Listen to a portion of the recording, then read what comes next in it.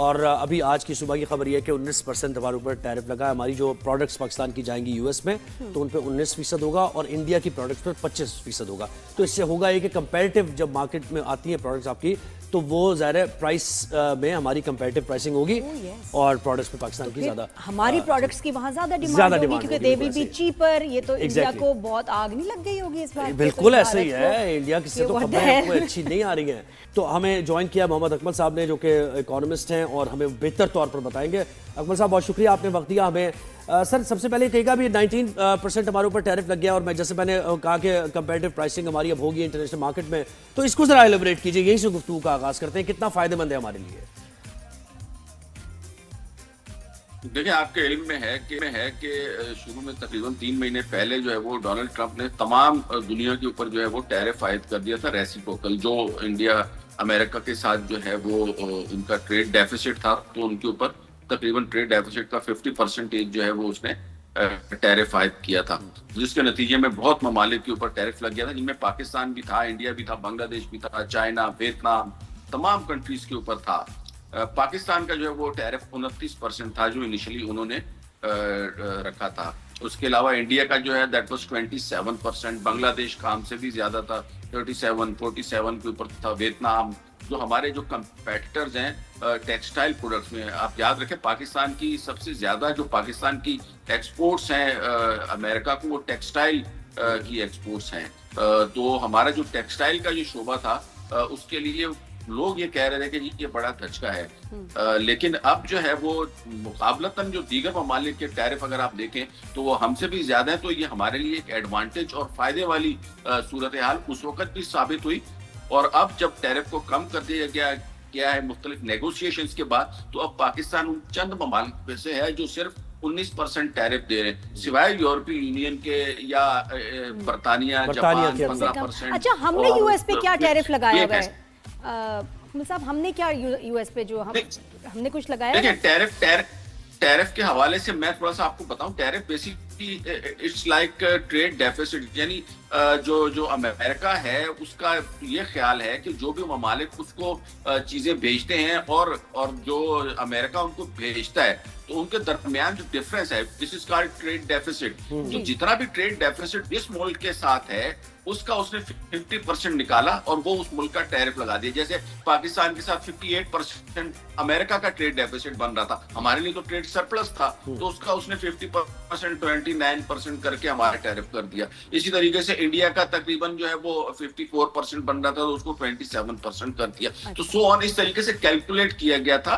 कि ये टैरिफ बनता है और इतने हम आपके ऊपर टैक्सेस लगाएंगे जो चीजें हमें आप भेजेंगे। तो लेकिन फिर भी मेरा सवाल वही कि हमने यूएस पे कितना लगाया हुआ है टैक्स को कम करना है, जो उनकी मसनूआत है उस पे कितना, हमने कितना वहाँ टैक्स लगाया हुआ है? कोई पता है आपको कि वो क्या परसेंटेज है? देखिए ये हमारे नहीं, जो हम वहां से चीजें मंगवाते हैं वो प्रोडक्ट टू प्रोडक्ट वेरी करती हैं। जो एक्साइज ड्यूटी होती है, जो फेडरल एक्साइज ड्यूटी है, कस्टम ड्यूटी है और दीगर जो रेगुलेटरी ड्यूटीज हैं, सेल्स टैक्स है, वो प्रोडक्ट टू प्रोडक्ट वेरी करता है 18% से लेके और 25%, 50% और इससे ज्यादा भी है। मसलन लग्जरी व्हीकल जो हम मंगवाते हैं उसके ऊपर और ज्यादा है। तो ये पाकिस्तान जो टैक्सेस लेता है वो आइटम टू आइटम वेरी करता है, लेकिन अब पाकिस्तान से जो चीजें वहां पे जा रही थी वहां पे 10% तो उन्होंने बेसलाइन टैरिफ रखा हुआ है हर एक मुल्क के लिए। इसके अलावा जो एडिशनल जो है वो पाकिस्तान को सिर्फ 9% देना होंगे। दीगर ममालिक जैसे इंडिया का आपको पता है 25% उसको देना पड़ेगा। जो बांग्लादेश है उसको 20% जो है ना वो टैरिफ देना पड़ेगा।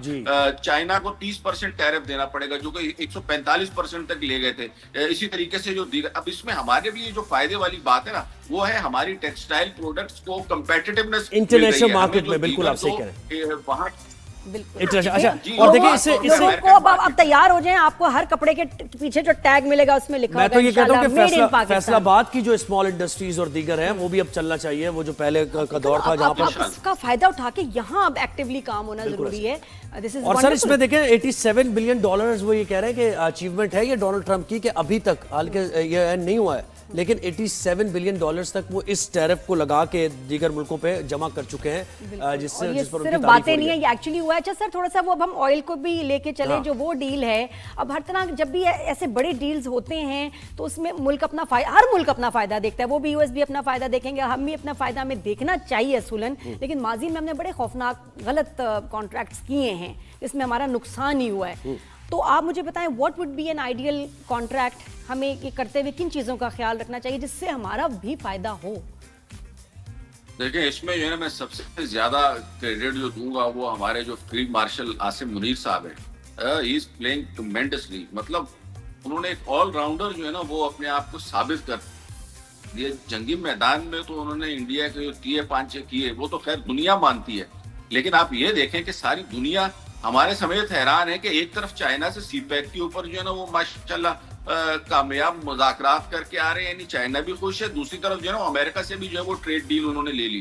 तो ये मतलब आप ये देखें कि पहले चाइना कहता था कि जी अमेरिका से जो है अमेरिका से आप थोड़ी सी दूरी इख्तियार करें, अमेरिका कहता था चाइना से दूरी इख्तियार करें, लेकिन माशाल्लाह उन्होंने इस बैलेंस तरीके से चलाया है कि हम चाइना के साथ भी प्रॉपरली चल रहे हैं और अमेरिका भी देखे हमारी जो वो तारीफों के पुल बांध रहे। डोनाल्ड ट्रंप साहब 27 मरतबा पाकिस्तान को इंडिया के मुकाबले में ऊंचा करार दे चुके हैं और इंडिया में जो सफे मातम इस मामले में बिछी हुई है, आप सिर्फ उनके जो आजकल और ये जो बयानात हैं और उनके सियासी और वो जो उनके वो जो मस्करे टाइप के जो एंकर्स उन्होंने रखे हुए और जो वो मेजर गौरव आर्य और फलाना ढिमकाना, आप सिर्फ उनकी चीखें सुने तो यू विल एंजॉय।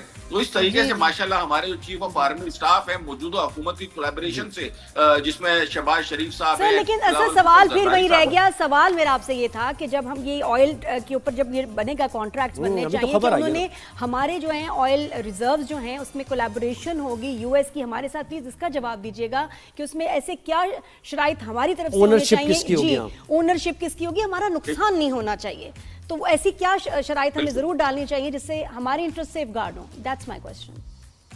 जी नादिया, मैं उसी तरफ आ रहा था कि अब ये सारे एग्रीमेंट्स अभी तक जो है ना वो ये जो एग्रीमेंट हमारा तेल और ऑयल और मिनरल्स के हवाले से हमारी उनके साथ क्या डील हुई है उसकी तफसीलात तो सामने नहीं आई है, लेकिन बहरहाल ये तय हो गया है कि जो कंपनीज हमारे यहाँ पे ऑयल एक्सप्लोर करेंगे पहले उनको आइडेंटिफाई किया जाएगा कि वो कौन सी कंपनीज होगी जो हमारे यहाँ पे ऑयल को एक्सप्लोर करेंगी, उनको ढूंढेंगी और फिर यहाँ से माइन एंड मिनरल्स को एक्सट्रैक्ट करेंगी, और उसके बाद जो भी चीजें होंगी जाहिर है वो पाकिस्तान के कानून के मुताबिक होंगी। जो सूबों का हिस्सा है वो सूबों को दिया जाएगा, जो फेडरल गवर्नमेंट का हिस्सा है वो फेडरल गवर्नमेंट को दिया जाएगा, और ये जाहिर है विन विन सिचुएशन है। इसमें ऐसा नहीं है कि वो जाके जो ना वो पहाड़ की या उसके नीचे वो झील और वहां से तेल जाके भरना है और पे करें, इसमें टाइम लग।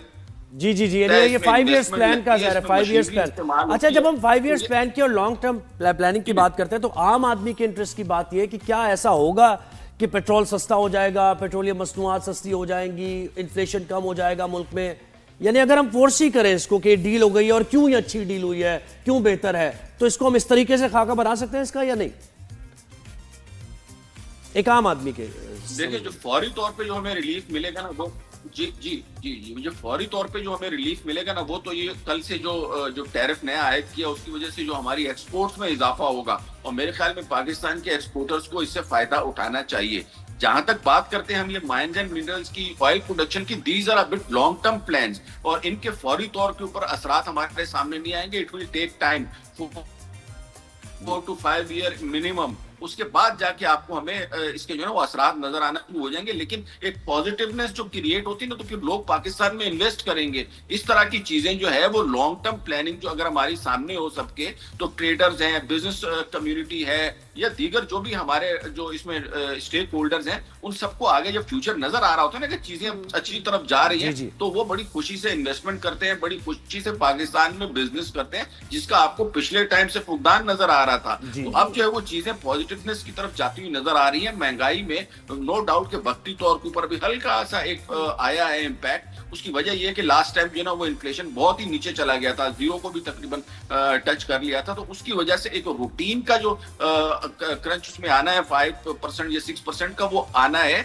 और वो आना चाहिए। क्योंकि अगर इन्फ्लेशन नहीं होगा तो बिजनेस नहीं होगा ना और भाई। ऐसी अगर जब कोई खबरें चीज़, आती हैं मैं तो सस्ती पाकिस्तान की तारीख पे स्टॉक उठूंगी मार्केट को कि बहुत बेचूंगा। फायदा होता है। सही बात है सर, बहुत शुक्रिया आपने सर, हमें आप वक्त तो दिया। सब जाते जी, जाते जी, ये जी। बता दें कि माशाल्लाह हमारे यहाँ तो बड़ी खुशहाली की खबरें हैं। भारत को कितना नुकसान होगा इस सारे जो उनके साथ ये नंबर्स टैरिफ्स के जो हैं इतने बढ़ गए हैं, उनकी कंपनीज पे पाबंदियां लग गई हैं, तो थोड़ा उनका भी जरा बता दें क्या हाल है और आगे उनके लिए कितनी मुश्किलात होंगी उनकी इकोनॉमी के लिए।